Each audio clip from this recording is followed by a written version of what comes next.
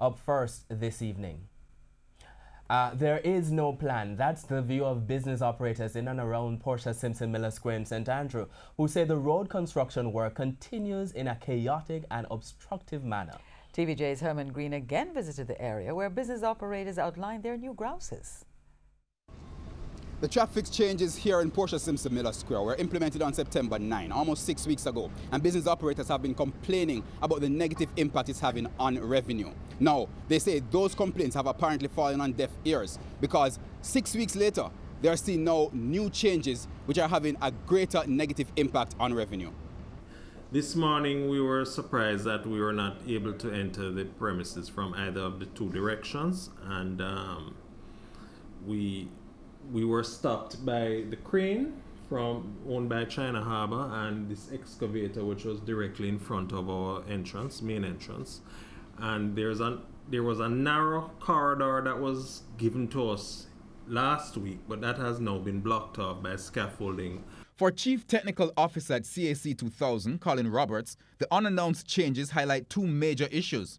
Firstly, how the seemingly unorganized project continues to impact employees and production negatively. We have not been able to send out our service trucks to respond to service calls.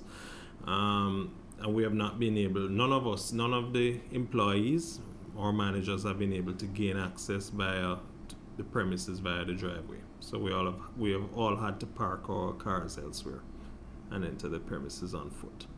It has also been difficult for customers.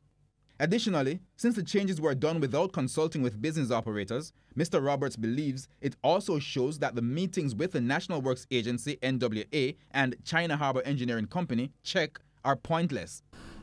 You know, a lot of nice speaking and everybody's on board and says the right things, etc. The challenge, as I see it personally, is that China Harbor is determined to get this job done on time and on schedule, no matter what. And whoever is in the way is in the way, and our needs are not taken into account as much as they could be. When we speak to the workmen from China Harbor, particularly the expatriates, they do not listen to us and they don't accommodate us. At least one business operator has moved operations from the area since the road construction started. Mr. Roberts is again calling for a plan and timeline to be shared with businesses in the area so they can make adjustments ahead of time. Herman Green, TVJ News.